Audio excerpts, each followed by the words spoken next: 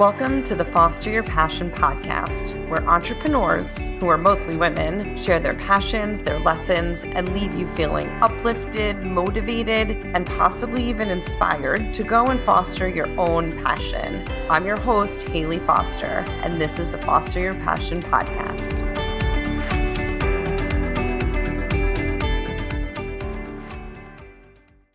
Hello, everyone, and welcome back to the Foster Your Passion podcast. I am here today with Ruthann Bowen. Is it Bowen? Yes. Yeah, okay. Just making sure. And we are going to talk about all things website. So, little history, Ruthann and I have been really long time friends. We met like a month and a half ago, 2 months ago on the Clubhouse app. And it was like an instant connection, love at first sight, or love at first seeing your little circle head. And we just completely connected. And now we talk to each other multiple times a week. So it's been amazing. And she is incredibly talented. And I have to say, the new look and feel of my website is completely attributed to her and her guidance. And so she's now a foster woman. And I wanted to bring her on today to drop some value bombs on the podcast about websites. So Ruthann, welcome. Thank you for being here. Oh my gosh, I'm so enjoying being here. Yeah, when you were talking about how long we've known each other, that was funny. Yeah, for a really long time, 2 whole months we've known each other. But I'm an East Coast girl too, from Jersey. Yes, but time flies. I mean, I feel like you've been in my business life forever. I know. We've had such great conversations. I guess that's a good thing. Yes, I am Ruthann Bowen, and I'm the CEO of Wix Design Her. And my passion is helping female entrepreneurs get the most beautiful website they can DIY themselves. That's really where my heart lies. So for people who are out there, they're just starting out, or they're starting over, or they're just stuck working on their DIY website, that's where I come in, hold their hand, and get them to a place of happiness and beauty with their online presence. So that's a little bit about me. I've actually been working in Wix for 6 years. I'm a Wix partner, certified Wix trainer. I'm a moderator in the Wix partner Facebook group with almost 5,000 members. So I have been working in Wix for a very long time. I do design in Wix exclusively for a lot of reasons, which we can go into later. The one being that it's such an easy drag and drop editor on the back end. And so it makes it really easy for small business owners to maintain their own site and keep it up to date. So that's just one of the very many reasons why I like to use Wix. So I did write a book. Yay! It's called The Female Entrepreneur's Guide to Creating Your Own Website in a Weekend.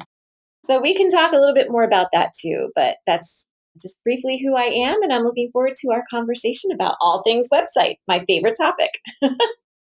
Awesome. Yes, all things website. Did you self-publish that book? I didn't. Did I? Yeah, I guess I did. It's through Ingram Spark. They're the ones that actually printed it and all that kind of stuff. But yes, so it is self-published. Oh, wait, no, I take that back. It's actually Tiny Books. So here's the deal. I did a barter with a client of mine who helps people write tiny books.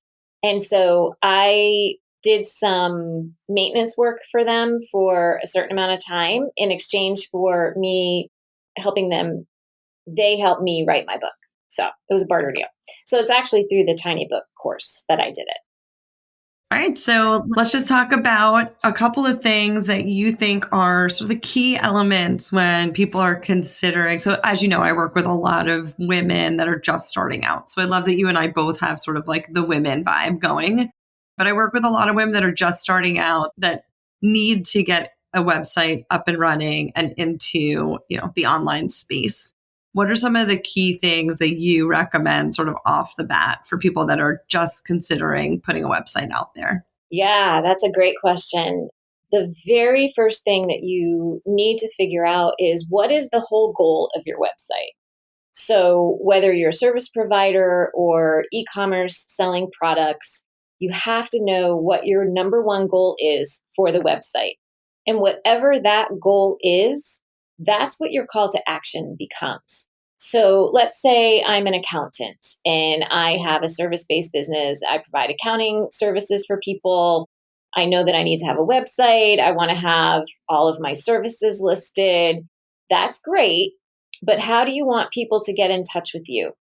And what's the number one goal? Like, is it one particular service that you want people to hire you for? What's the journey that you want them to take?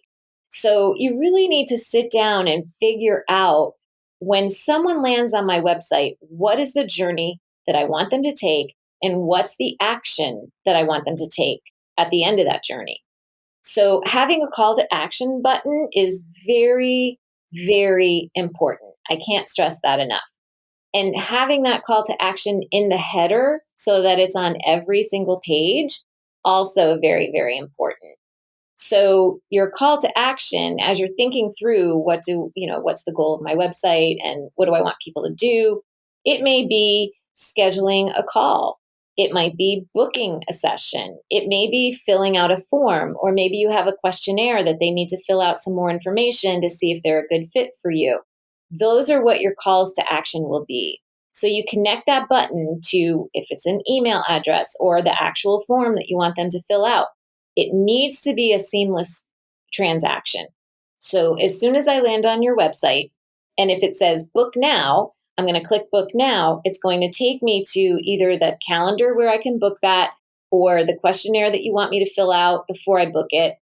Those are the number one things that I always tell people, because a lot of times people jump right into the design and they're not thinking through the actual mechanics of the website, the actual journey.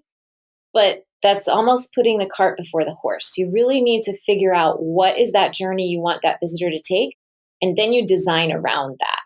So that's my number one tip as you're thinking about putting your website together, things you should be thinking about. So know the goal of your site. That's number one. That's super important. And that goes across all social platforms, like even if you're doing, we were talking about this earlier, even if you're doing an Instagram post, like you want there to be a call to action. You want to be providing that person right off the bat so they come in and they know that you're talking to them. So I think that's great advice and a great place to start for people. And me being like somewhat creative, I think it's really important to take that step back and think through the journey before you start thinking through like what it should look like. And I wish someone told me that 7 years ago when I built my website. Because for me, it was all about like, how's it going to look as opposed to who am I talking to and what's the journey I want to take them on. So I appreciate you putting that out there right now. And so, what do you think the three biggest components are for a website? Yeah. So the three biggest components are your messaging, number one, your design, number two, and SEO, number three. So the messaging is what you're saying to your ideal client. So you have to know who your ideal client is and how to speak to them. That's why you'll hear people talking about why you need to know your messaging. Copywriters are always talking about, how are you saying things? Make sure you're saying them properly because you want to engage that person. You get a few seconds to keep someone on your website. So within those few seconds, you need to be speaking their language first and foremost. So let's think about this. When you land on a site, you're most likely landing on what's called the hero image. So that and above the fold. So it's everything that you see from the bottom of the screen to the top. That's the most important real estate. So you need to, from a design perspective, you need to be picking out a hero image that accurately reflects what you do and the vibe of your brand. Your messaging needs to capture them. And the SEO, of course, you're using an H1 tag, an H1 title for your heading. If you're just starting out, those are the three components that you need to figure out first. And then everything else just kind of follows from there. So messaging, design, SEO. If one of those is even just a little bit off, think of it like a three-legged stool. If one of those legs is even just like an inch off, you're wobbling. And we don't want to be wobbling. So we want to make sure that those three legs are tight and they're all equal. They all have equal importance. So make sure that you're paying attention, not just to the design, but to the messaging and your SEO as well. So here's what I tell a lot of people. Let's just pick out messaging first. As I was mentioning earlier, you have to know your ideal client. So you really do need to know who you are speaking to. If you don't know who you're speaking to, then your messaging is not going to be engaging and enticing enough to keep them. And when I say you need to know your ideal client, that's not thinking that you think you know them, if that makes sense. You really need to know them. And the way to get to know them is surveying, asking questions. Social media is great for that. It's a great place to data mine on your ideal client. In your stories, you can post polls. So, for example, I think it was yesterday, I posted a story and I was talking about the store TJ Maxx. And I just asked the question, does anybody else love a TJ Maxx sale or something like that? I can't remember what it was exactly, but I was actually looking to get some input from my ideal clients to see if they shop at TJ Maxx. Why do I want to know that? Because it helps me to understand where they're living and what they're spending their money on. And if that's the type of store that they like to be in. All of that information is really rich data that you can use as you're moving forward in creating your ideal client profile. Because when you start talking and using words and terminology that they can relate to, then they're more likely to trust you. It helps build that trust factor. And then they're more likely to work with you, of course. So that's why messaging is super, super important. The design is important as well. If you have trouble figuring out what your branding colors are, what your fonts are, if you don't have a logo yet, I really encourage people to get that solidified before they start putting a website together. That's the first thing I'll ask a client if when they come to me to design their site is, do you have a logo and what are your branding colors? And if they actually have worked with a branding person and have that brand guide together, makes such a difference. It really helps level up your website to that professional level as opposed to the amateur DIY level. So understanding the ins and outs, the pro tips and tricks, like you only want to use 2 to 3 fonts. This is a major issue that I see on a DIY site, and it's a big red flag. And I know I'm on a DIY site when I see this 10 different fonts all in that hero image. People get font happy, and I totally get it. I'm a total font junkie, love fonts, but you have to stick to 2 to 3 in order to keep that consistency throughout the website. And they should be the 2 to 3 that you're using across your branding. So this is another mistake I see. I'll see a font that's being used in a logo and don't see it anyplace else on any of their website or social media. So if you've picked out a font that you're using in your branding, use it consistently. SEO, third thing. If you can't get found online, you're absolutely invisible. Absolutely. That's the first place people go for everything. I don't care how old you are. My 80-year-old mom told me a couple of months ago, oh, I just Googled it. She was looking for something and she found it. And I said, well, how'd you find that? She goes, I Googled it. My 80-year-old mother. So I don't care how old your target market is. They're Googling stuff. So you have to have some kind of an online presence. 100%. Brian, my husband calls it the Google machine.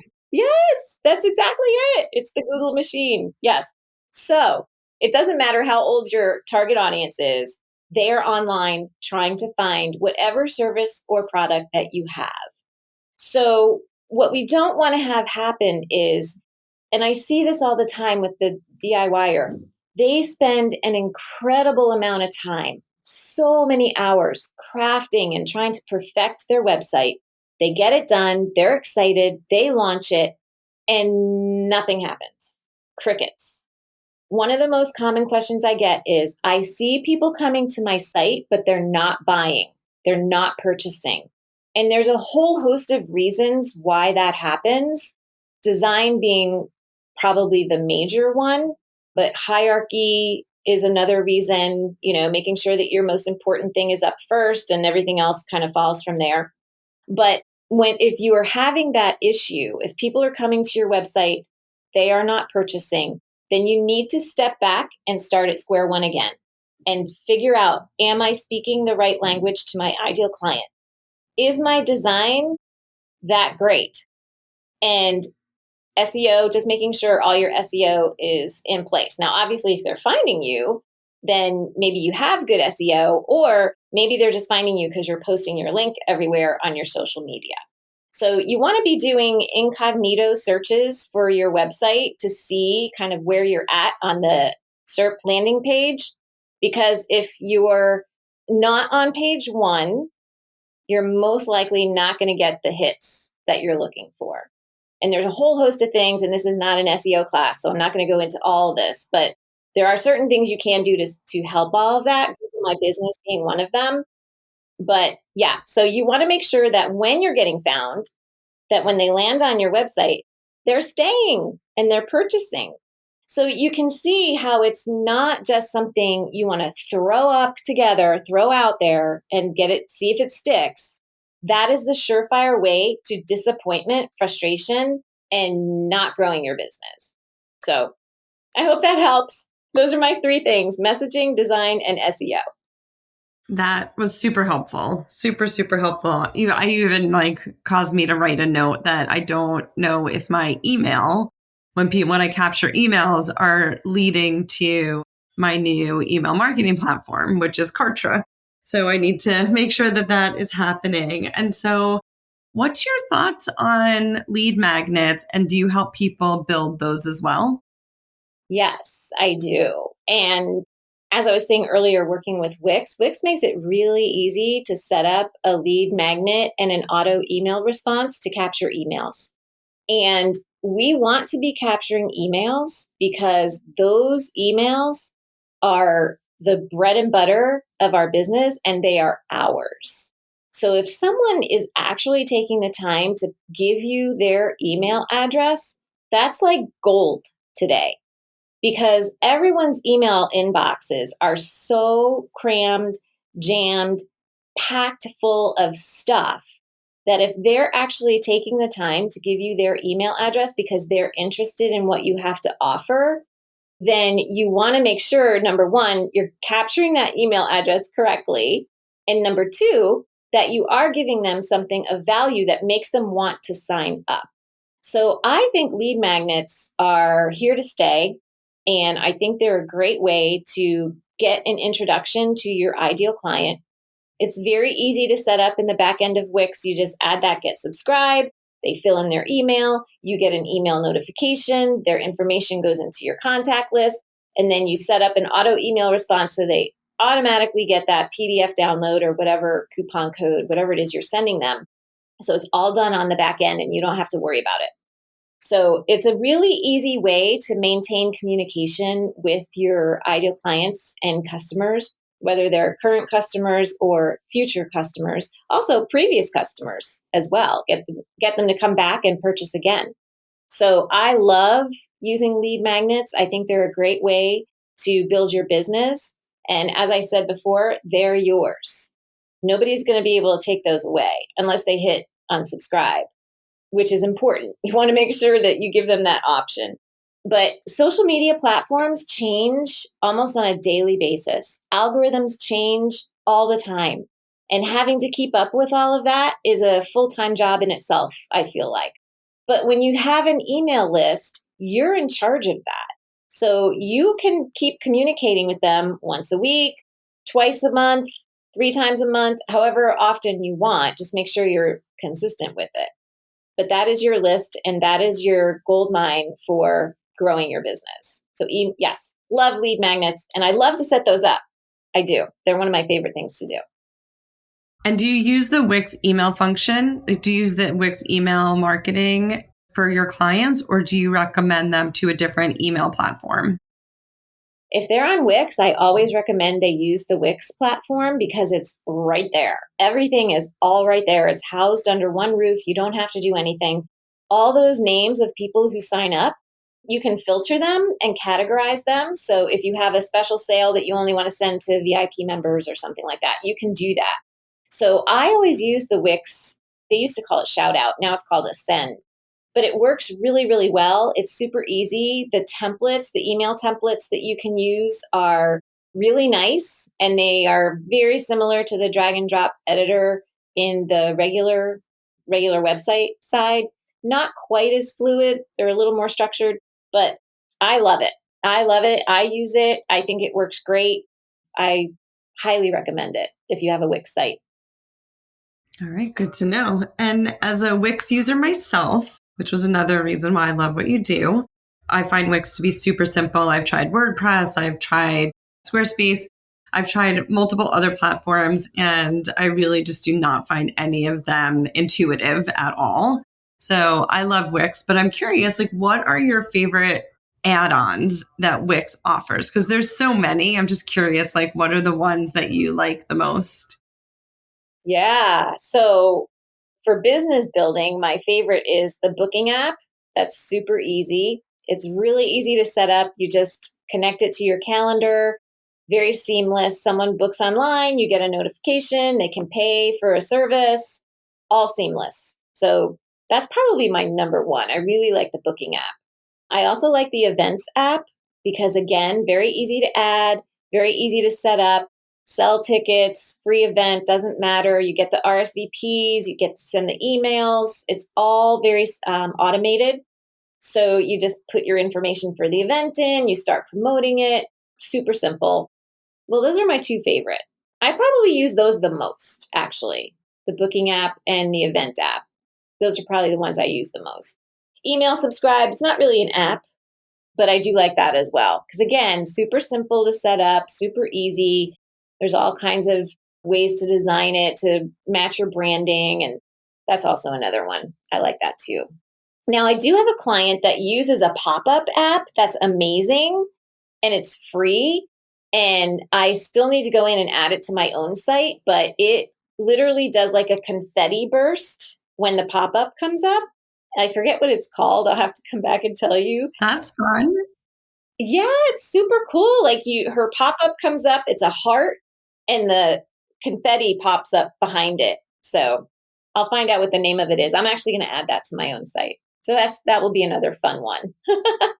Awesome. Awesome. These have been amazing tips. Amazing tips. Is there anything else that you want to share before I try to keep these under 30 minutes? So is there anything else you want to share before we jump off? Yeah, I'll just say that if you want to go more in depth with all of the things I'm talking about, the creating your website in a weekend is a little more in depth with lots of free resources. Like I give you tips on where to go for free fonts. I mentioned Canva. I know Canva is you're a big popular Canva person, love Canva. So there's just a lot more of all that good stuff that you need if you're not a web designer that can help you make the most beautiful DIY website for your business. And it's actually available on Amazon and Barnes & Noble, as well as my website, wixdesignher.com. Excellent. Awesome. Ruthann. And you can also find Ruthann on fosterwomen.com. She is a foster woman. And everybody, thank you so much for listening. And Ruthann, thank you so much for being here. This has been fun, taking it off the clubhouse streets and onto a podcast. And Ruthann and I do multiple rooms on Clubhouse where we help women that have questions about starting up their businesses. So this was sort of fun to do it a little differently this time. So thank you for being a guest today. Oh my gosh, thank you for having me. This was so fun. Love it. Absolutely love it. And I'm glad this isn't the only time I get to do this. We get to do it on Clubhouse. Yay! Yes. Yay, yay, yay. All right, everyone. Thanks for listening. Ruthann, don't do anything. I will be right back. Thanks for tuning in. I'm your host, Haley Foster, and I hope you'll join me next time for more inspiring women who are fostering their passions each and every day. Please subscribe wherever you download your podcast and follow us on social media at Fostering 101.